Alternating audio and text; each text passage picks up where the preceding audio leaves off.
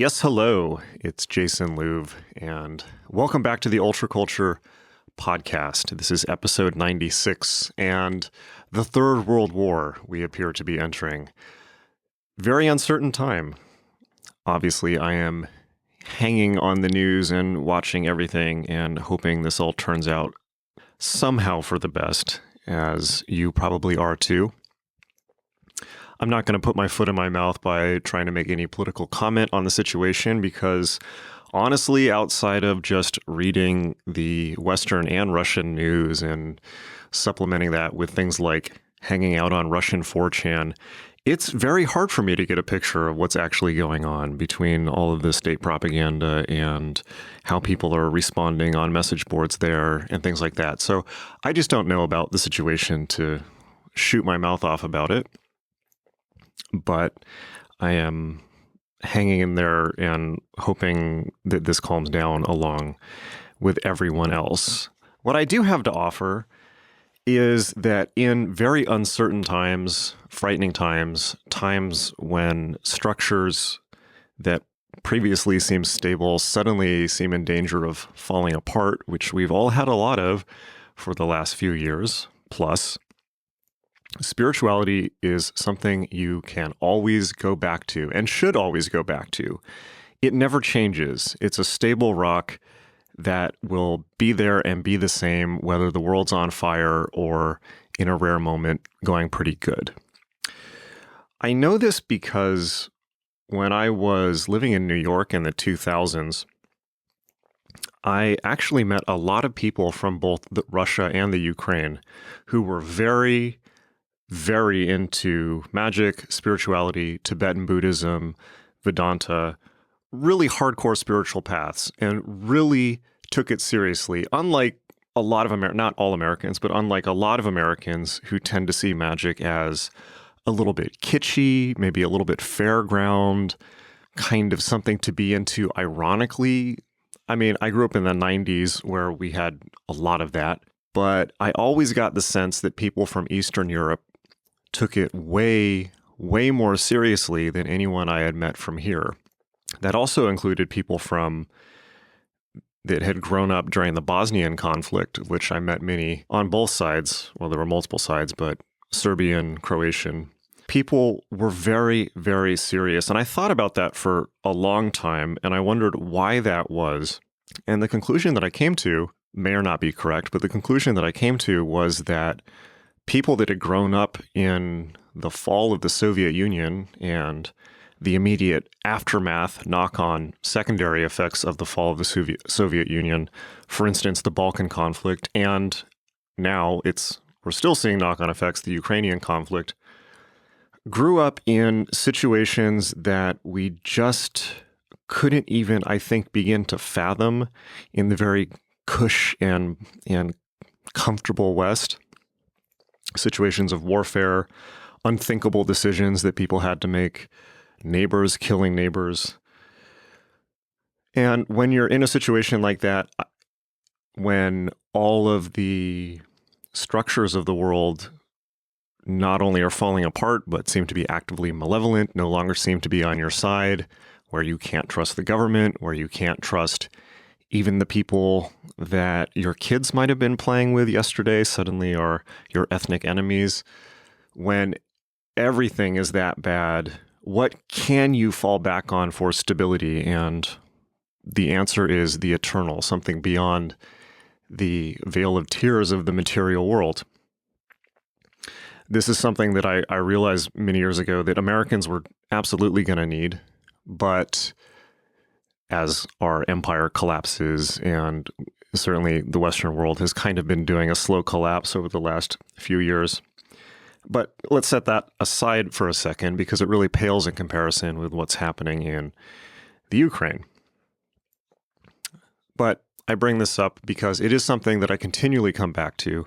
It is something that I continually say on this podcast and that I continually remind people of as essentially what is being offered here with magic and spirituality, which is a structure for your life that nobody can take from you, a sense of empowerment that nobody can take from you, a sense that to a certain extent, you are safe and that things will work out for you that nobody can take from you, no matter how insane things seem to be in the outer world, because the, whatever we want to call it, the eternal world, the spiritual structure of the universe, the Platonic realms, the noumenon, whatever we want to call it, definitely has structure and form and seems to work along certain lines and certain laws that hold true no matter who you are or where you are.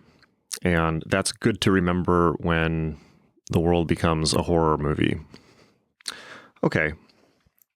On that note, I'm going to mix up the format for this show a little bit. We have been putting out a lot of podcasts that are taken from office hours, which is my feature on my school, magick.me, which you hear me talk about, the School for Magic, Meditation, and Mysticism, where students come on live Zoom office hours with me, and we have a little bit of back and forth, and I answer practice questions or tangentially related questions.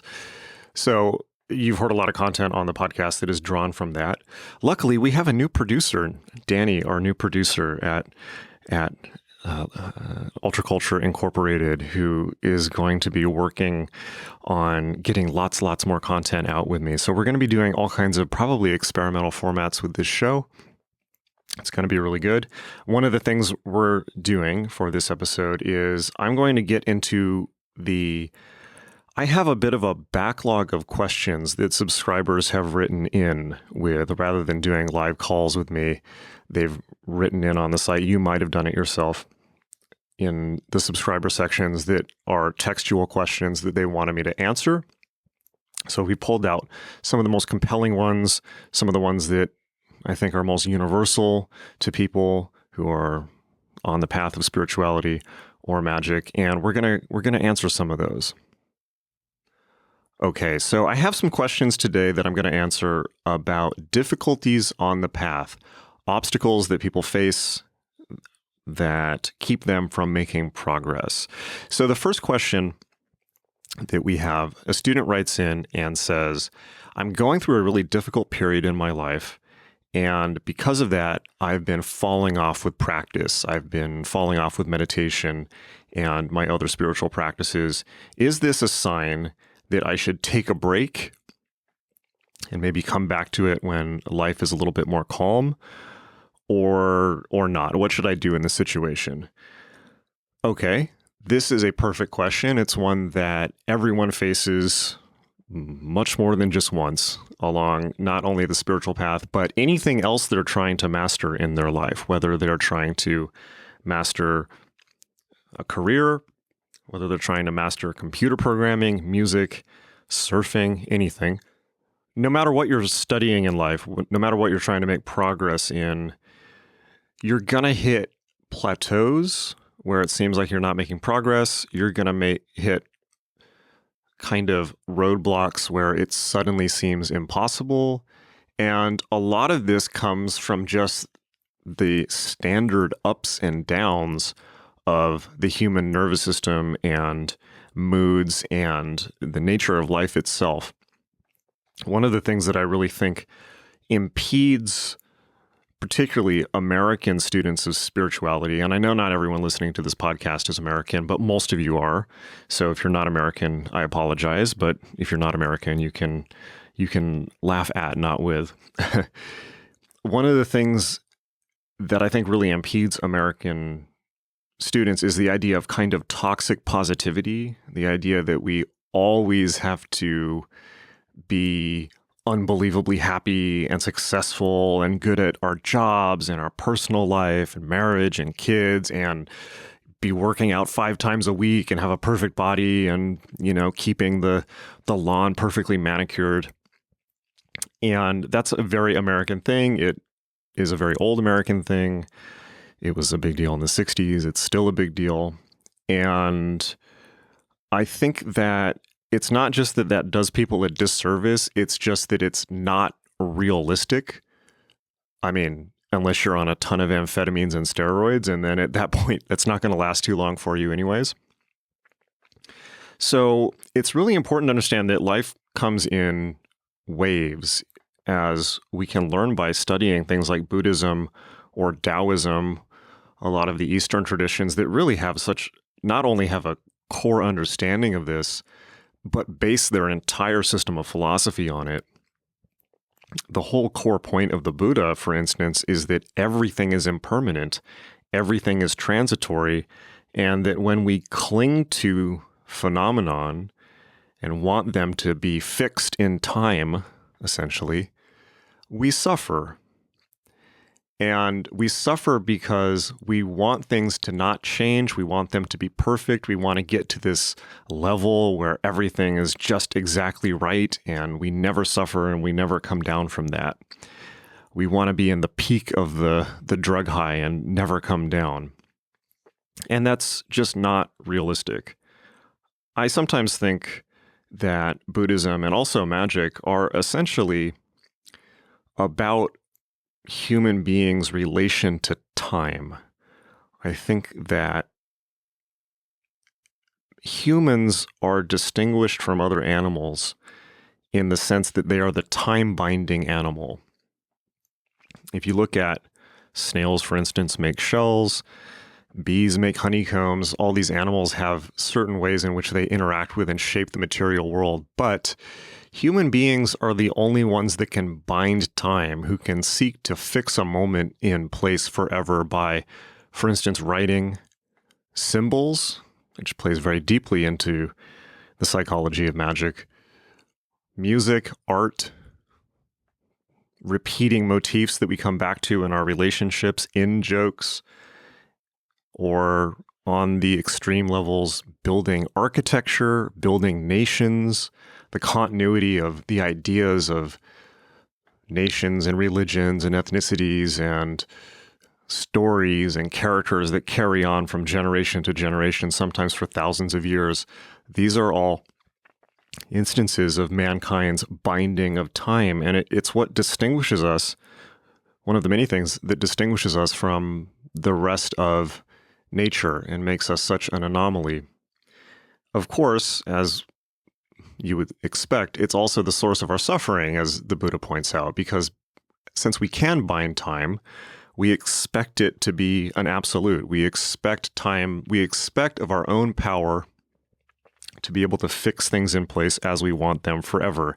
And it's just not possible, because ultimately we will all be undone by the nature of time, by the nature of change itself.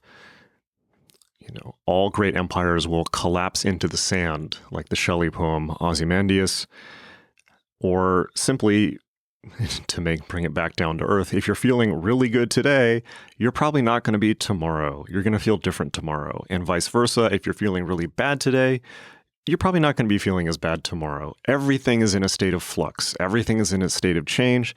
And often everything is in a state of paradox. And this is something that the Eastern traditions understand so well, and why I personally have gained so much from studying them and find them so much deeper and realistic, and in a sense profound, than the Platonic or Neoplatonic Western traditions, which are all about trying to get to a peak state, trying to get to like this pinnacle peak drug high where you are in ultimate in power, and it's just not a realistic view of reality. Ultimately, it's fascinating in its own right, but ultimately all beings are subject to old age, sickness, and death, and every moment of time that we pass through is in the process of dying. So for that reason, it's good to orient yourself to flux, change, impermanence, and so on, because you'll be much more relaxed instead of running around trying to fix everything perfectly in place. So that's a very, very long-winded way of saying it's okay, and give yourself a break if you hit parts of your practice or anything in life, working out, things like that, where you seem to be plateauing, where it becomes difficult or even distressing, upsetting, or just the juice isn't there anymore. That's absolutely fine.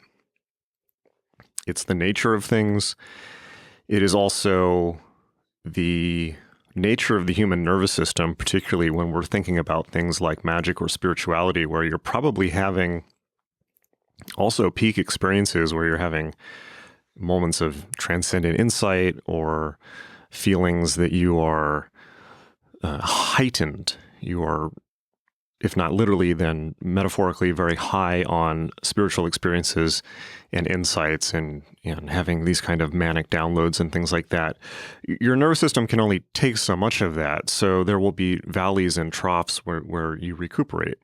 So it's just part of the game. And so my answer, to make this as succinct as possible, is don't stop.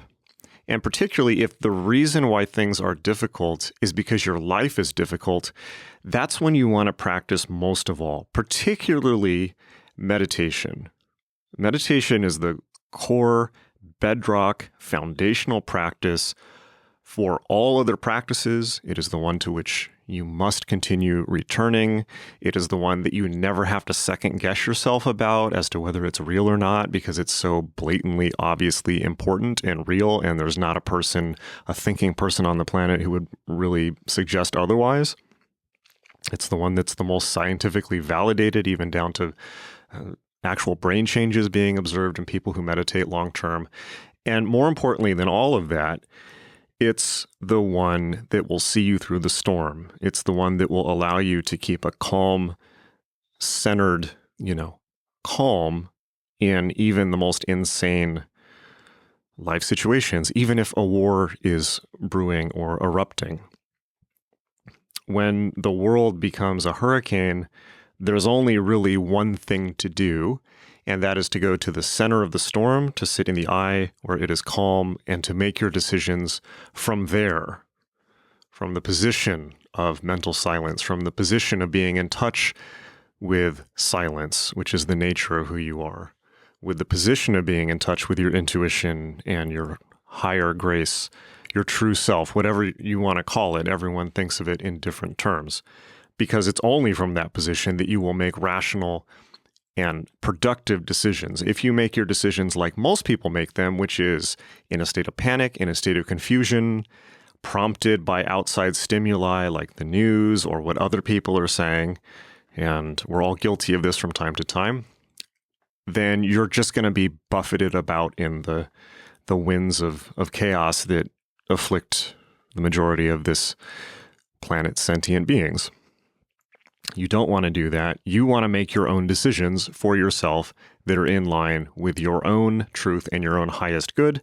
The only way to do that, at least to my mind, is particularly meditation, but also spiritual practice as a whole, whatever that happens to mean for you. Prayer is very good as well. Prayer is, in a sense, a type of meditation, particularly as it's practiced by the Eastern Orthodox, who I've been thinking about a lot recently in light of obvious events. So it is only spiritual practice that we should return to when life goes crazy. So that's my answer. Don't stop. Keep going. Persistence is all, as Dion Fortune said.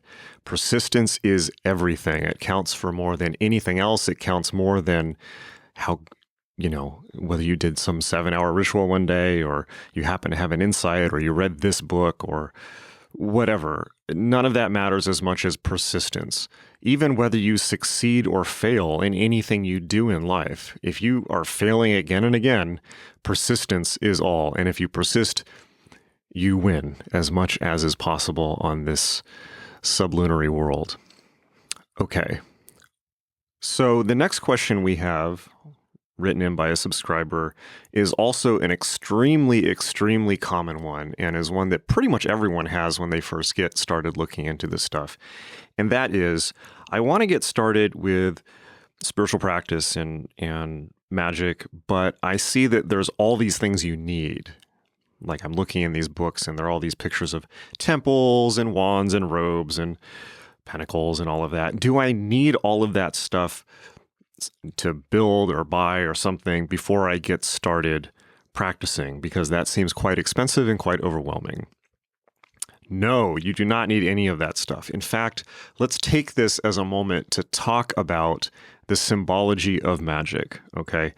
It's symbolism. When you see these pictures of grand high wizards in these old theosophical books or occult books, or Hollywood has played a big role in influencing people's imagination about these things.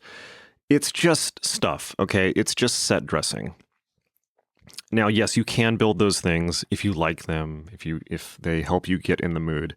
But I want to be very clear about this because I have always in my life shied away from the kind of hammer horror factor or this over-the-top theatricality that people get into with magic for a lot of reasons. One is it's pretty cringe most of the time. Honestly, the other is it's cringe both in aesthetics, and it's also cringe in that people who really buy into that stuff are trying to make themselves seem like something special with all their robes and Masonic regalia, or, their Stevie Nicks, like, flowing witch costumes and things like this. And it's just kind of like, reminds me of the Spirit Halloween store most of the time. So the other reason that I shy away from it is it's kind of a missing of the point. All of this stuff is metaphor. It's metaphor. Now, if having the physical objects or representations of the physical objects helps you, then by all means. And it can certainly be a good exercise to make that stuff and to do it the way you want to do it. And there are certain parts of the magical path where, yes, you do need to construct or find tools and things like this. But I want to make it clear what tools in so-called magic really are. They're just meditation foci. Okay, let me break this down and make it even more clear. So you've probably seen a mandala. Carl Jung made them very famous when he was doing his bit. And so a mandala is a painting that is usually circular that represents one's internal psychocosm expressed outward into symbols or art or kind of a map of the universe. This is, in a sense, the essence of all magic. You take what is inside you, make an external representation of it, and then change the representation so that it, at the very least, changes the internal reality and then perhaps, by some knock-on effect, changes the wider world around you. It will certainly change your perception of the world, which is all that you really have at the end of the day. But that's really the mechanic of what's going on. So when we look at the Eastern traditions where we see these beautiful mandalas of, for instance, yogic or Vedic mandalas of the deities and yogic chakras and things like this, or we look at Tibetan Buddhism, excellent example, where we have these beautiful thangkas of tantric practices or god forms or maps of Buddhas leading one to enlightenment and this type of thing. These are mandalas. So in the Western tradition, the Western esoteric tradition, which comes out of Masonry and people like Agrippa and Trithemius and the Renaissance, and has its own very storied history and is really a specific and well-defined spiritual path and can't, in some ways, be just made up. In the Western tradition, the mandala you manifest out of yourself is often three-dimensional. It's, an altar with magical tools, a magical circle, all of the stuff that we've seen. It's only one way to do it, but I want to make it really clear that that's what it is. It's physical representations that are symbols of things that are already in you. So for instance, the magical cup represents your own faculty of intuition, of understanding, of ability to receive from the universe. The wand represents your willpower, your word, your ability to manifest your will into the world. The dagger represents the ability to separate one thing from another, your discrimination, and so on and so forth. Now, it's useful to have the physical tools to remind you of that. But once you understand what these things actually are, what you should realize, I hope, is that they are not absolutely necessary. Everything that you have to do anything in your life is within you. And if you are a good quote-unquote magician, meaning somebody who has the skill and art to be in touch with not only the deepest levels of their own self, but to be able to, over a period of time, manifest that out into the world, then not only do you not need any specific tools because it's already in you already, but anything and everything can be a tool for your will to manifest into the world. So, I in my heady young days when I was running around with secret societies and things like that, I would be constantly meeting people who would show up in robes carrying staffs and all this ridiculous Ren Fair stuff. And I would just kind of show up in a parka and, proceed to actually do really serious magic. And that was always my approach to it. If you're actually good at a skill, you don't need to advertise it. In the same way that when a lot of people try to wear really flashy clothes and jewelry and things like that to pretend to be rich, and when you meet actually rich people, they're usually driving beat up cars and wearing jeans and a t-shirt and trying to appear not to be rich. So it's funny how the world works like that sometimes. So my answer is, if you are trying to get started on the magical path, don't worry about it. There's a couple things that you can do. Now, of course, you want to learn, for instance, the elemental symbolism. You want to learn the symbolism of magic. And in that sense, having an external representation can be very helpful. But you can write things on paper if you need to. You can, instead of having a wand, you can have a book of matches. If instead of having a beautiful ornate cup, you can have a Dixie cup or something like that. All of that is perfectly valid. The point is that you need to make it profound and meaningful. Magic is the process of investing things with meaning. And if you can't invest as Lon Duquette has pointed out, if you can't invest a Dixie cup with meaning, then you're not going to be able to invest, a multi-million-dollar chalice or, whatever. So just keep coming back to the fundamental understanding that magic is about what's going on internally, and you can get in touch with that by meditating and going within. Or if you want to begin the process of manifesting outside of yourself, then you can do it by creating tools and trying to understand your internal psychocosm by creating an external mandala, whether that's art, whether that's music, whether that's a magical temple, or whatever happens to call to you the most. If you're an artist, you probably have an immediate understanding of what I'm talking about. Creating a business is a magical act. Working in a career, attaining success in a career and manifesting a successful career is a magical act. It works along the exact same dynamic as trying to manifest a quote-unquote temple, which makes you think, what is a temple really? Manifesting a family and a successful life and a happiness is a magical act. That is creating things in manifestation around you. And that is what the symbolism of the magical temple is perhaps pointing to. It doesn't mean you have to have this specific cup and this specific wand and things like that. It's a symbol and a metaphor pointing to the fact that you are constantly creating your own reality around you. And I don't mean that in a glib new age way. I mean that in you really are constantly choosing by the many, many choices you make every day what world you want to live in, who will be there with you, what job will you do, what will you eat, what will you dress like, how will you present yourself to the world, what your ultimate goals will be, how you will spend each day. These are all not random happenstance, even if they seem like it. Most people who are unaware think that it is random, but of course it's not random for them either. All of these things are created by our constant will, our constant never-ending stream of decisions from one moment to the next about what we will do or not do, what we will think or not think, what we will say or not say. That is, to a large extent, the magic by which we create our worlds and we create our lives for ourselves and for other people, whether those lives be lived in heaven or hell in this world right now.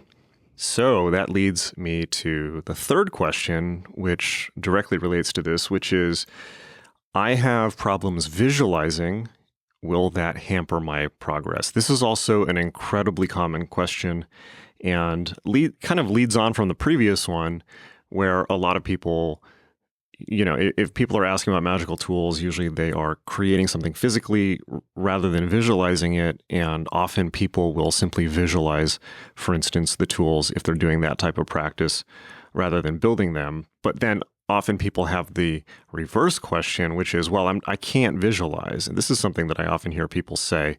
Now, I will challenge the idea to a certain extent that you can't visualize. I think that people are visualizing all day long. I just think that they have kind of unrealistic expectations of what visualization should be like.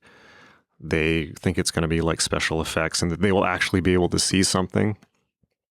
And there's a lot of books on this subject that aren't particularly helpful in that regard because they hype people up with unrealistic expectations. But we are thinking of things all day long. We are imagining things that may happen to us or that did happen to us all day long. And that's all visualization. Or we're thinking of something we want to happen or that we don't want to happen or that we have to buy at the store today or work that we have to do, things like that. That's all visualization. And just because it's fairly ephemeral doesn't mean it's not visualization. So the number one response I have to people who say that they can't visualize is, how much have you practiced? So, similar question, people will often say, I can't remember my dreams, which is, by the way, a very good preliminary practice or a helpful side practice to visualizing while awake. I say, how much have you practiced? If you can't remember your dreams, well, then you're normal. But if you want to get good at this stuff, you have to actually learn some skills and practice them. It's not necessarily going to come to you innately. You have to learn the skills and you have to practice them, which is why Magick.me exists. It's why there's all these training modules and information and step-by-step guides on how to do this stuff on Magick.me. So let's take dreaming, for instance. If you write your dreams down, I challenge anyone listening to this to do this. If you write your dreams down every morning for 3 months, religiously, and that means if you don't remember any dreams, you write down, I didn't have any dreams. But every morning you wake up and the very first thing you do is reach for your blank book or notepad. Don't make it a phone because those things destroy everybody's mental faculties. But you reach for some blank paper and you write down what dreams you had. And you sit there for a couple minutes and really try to think what you dreamt. A lot of it will come rushing back to you. Now, it has to be the first thing you do. So don't get up and take a shower or talk to your significant other or play with your dog before doing this. It has to be the very first thing you do. But if you do this for 3 months, I guarantee you, I absolutely guarantee you, by the end of that 3 months, you will be writing pages of dreams. You will have such vivid recall, and your dreams will become so much more real and extensive and with plot development and characters, and you will wonder how you missed all of this before. You'll wonder, how did I sleep a third of my life away? There's a really easy way to turn that on, and that's simply by putting your conscious will and intention on it to develop the skill. It's the exact same with visualization. It's the same with physical exercise. All these spiritual things that we talk about are really not special. They're not clever. They're not the provenance of special people who are blessed by the gods or whatever, or these unhelpful narratives we have about this. They're skills that you can practice, just like going to the gym and working out will make you physically stronger. If you practice meditation, if you practice dream recall, if you practice any of these techniques, you're going to get much, much better at them. And it's really as simple as that.